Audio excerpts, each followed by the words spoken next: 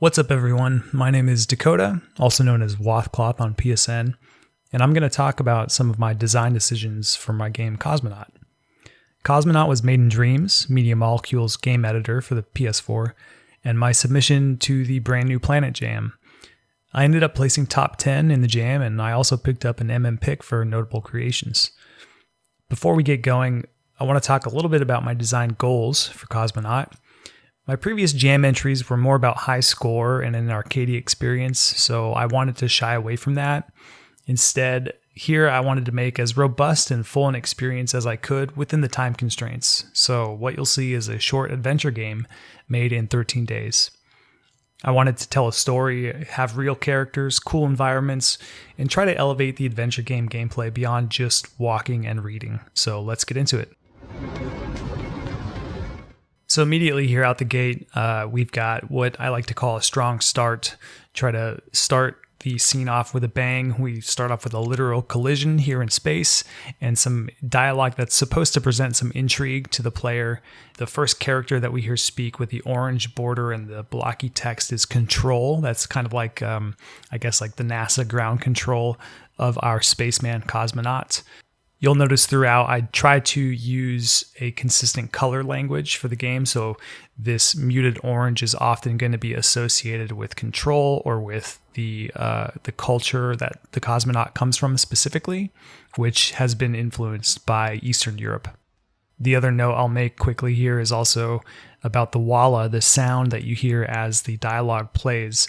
I tried to make Control's walla sound tinny and inhuman in a way, more robotic, the font as well, as opposed to Cosmonaut's dialogue, which you can see here is green. His font is a little bit more organic, and I tried to make the sound feel more human. A problem that I found in testing and watching people play after I released the game was that despite me trying to have a strong start with the collision, all of this dialogue just served as too heavy of an exposition dump for the player.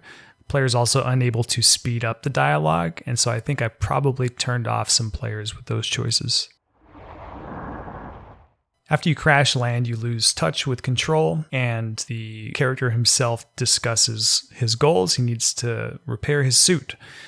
So immediately we see there's a little oxygen timer in the lower left. As the player interacts with various components that are in the play space here, Cosmonaut talks to himself and kind of discusses the lore and circumstances of his mission and why he is on this planet.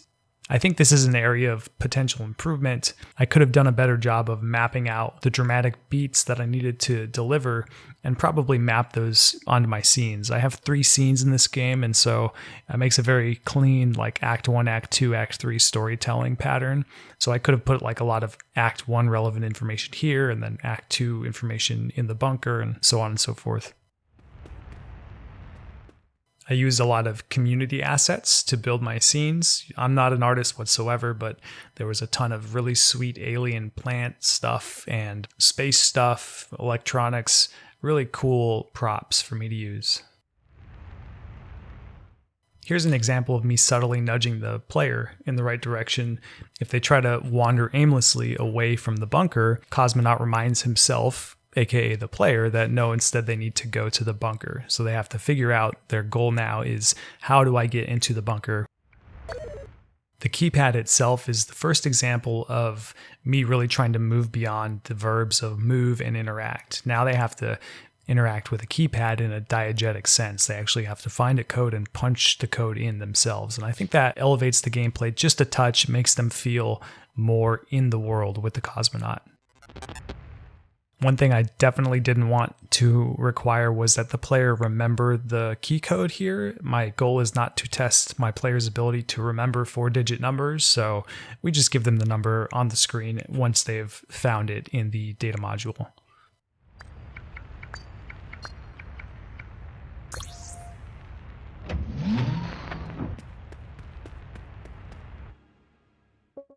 And now we're in the flare bunker. In the story, this is where the Cosmonaut is supposed to execute the flare procedure, fire a laser beam at the sun, which causes a sun flare and sends solar power back to the homeworld. The cosmonaut believes they're the only hope for humanity. This is like a one-time mission. In reality, he is just a clone. He's one of many cosmonauts that have been sent up to this planet to generate power. So the idea is that Control has kind of this insidious plan of generating infinite resources for their homeworld by sending these cosmonauts, unbeknownst to themselves, to their doom. The announcement that appears just as Cosmonaut enters the bunkers is another hint at that reality. We see that the designation Cosmonaut Theta here is highlighted, as well as their preferred drink, black tea. Later on, we're going to see those variables change to Cosmonaut Mu, whose favorite drink is coffee.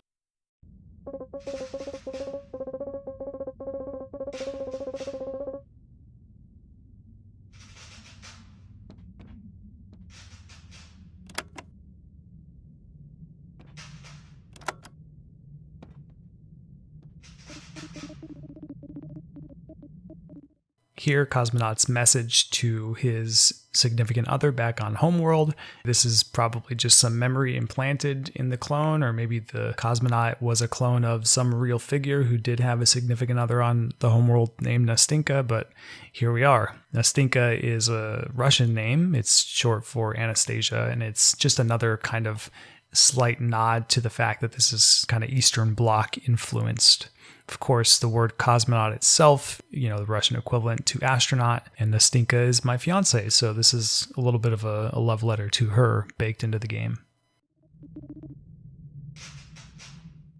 I have sound effects on the comms module here in the middle of the room as well, these sparks flying off of it, and both those audio and visual cues are supposed to draw the player's attention to it, so they're likely to want to investigate the object. And if they do, they see it's broken, they need to find some more items in the room in order to repair it.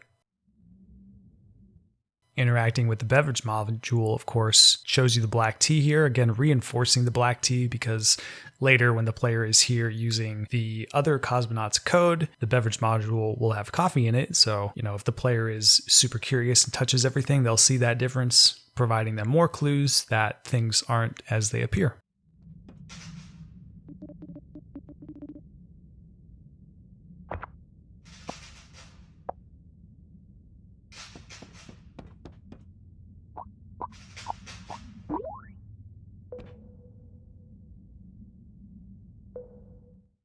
The radio interface is my other attempt to elevate the player verbs beyond just moving and interacting. Here they get to play with a radio, which I think is kind of cool.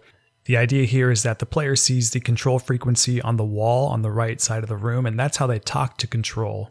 If they do that, if they talk to Control and they follow Control's instructions, as we'll see in a bit, they die. That's the bad ending. But the idea is to give the player a little bit of freedom to poke around and be curious. I buried some Easter eggs here. I have music from one of my previous games.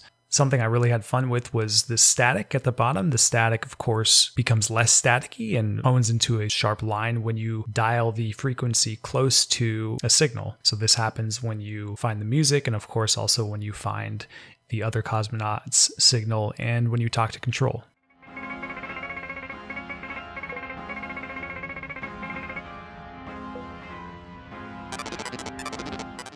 I found some super Russian sounding classical music. I'm not a classical music guy. I know this is a real song. Some players actually recognized the song and said, "Hey, I like that song." It might be German. I don't know. I'm a naive American, but it sure sounds cool. So thematically, what's going on here, right, is you're talking to Control, and Control gives you instructions, and you follow the instructions, and you die. And so the whole idea is, in order to be kind of your own genuine person, you need to kind of carve your own path, pave your own way. And so if you just follow instructions like a good clone, then you're going to end up with the same fate as a good clone. But if you heed the warning from the blue cosmonaut, then chart a new course for yourself. And in doing so, we tie the thematic elements of the game with the actual actions of the player themselves.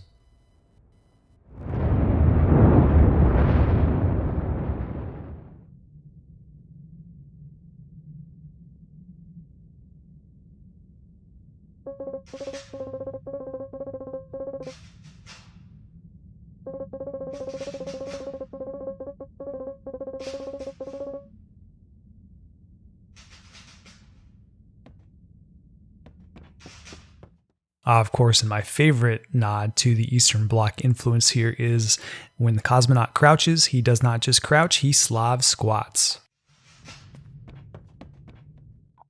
I think the most subtle thing that I had in this bunker that changes when the player comes back using the other Cosmonaut's code is the color of the lights. Currently they're green, and that matches, of course, our Cosmonaut's dialog box, and later on they will be blue to match the other Cosmonaut's dialog box.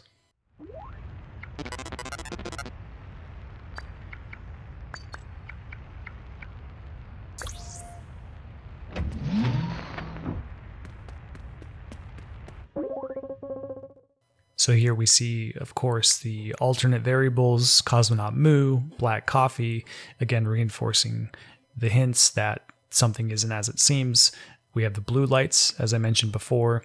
We've got Cosmonaut's exclamation that, oh my gosh, his log message to Nastinka is missing. So hopefully by this time the player has a pretty good idea of like kind of what's going on.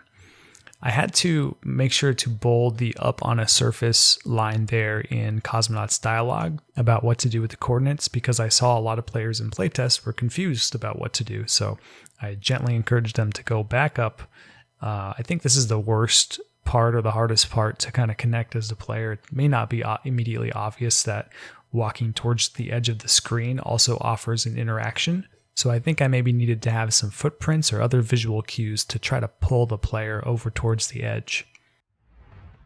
I mentioned before that I got to draw on a lot of experiences because I was playing and watching a lot of space stuff. I was watching the show For All Mankind, which involves a space conflict between the US and the Russians. A really good space movie that I won't mention because I don't want to spoil it. It has a lot in common with my story here. And I was also playing the DLC for Outer Wilds, and of course Outer Wilds has a lot to do with exploding suns. And here's our final scene. This remark Cosmonaut makes about there's no going back now, the sunset, these are all meant to keep my player in this scene. I don't allow them to backtrack here, but I needed to present some reason why.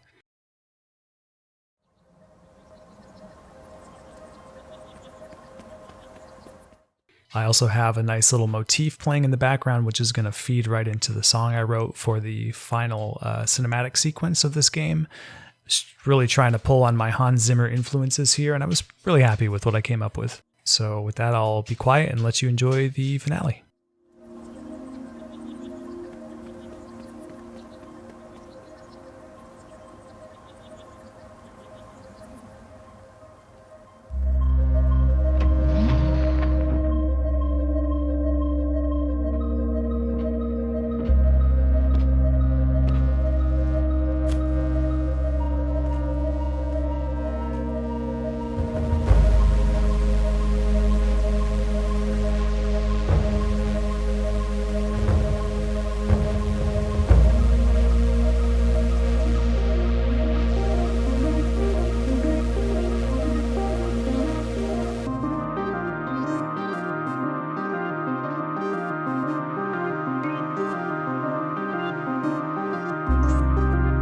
And there you have it. That's the design behind Cosmonaut. I hope you played it first. I hope you enjoyed it, and I hope maybe you learned something from my walkthrough.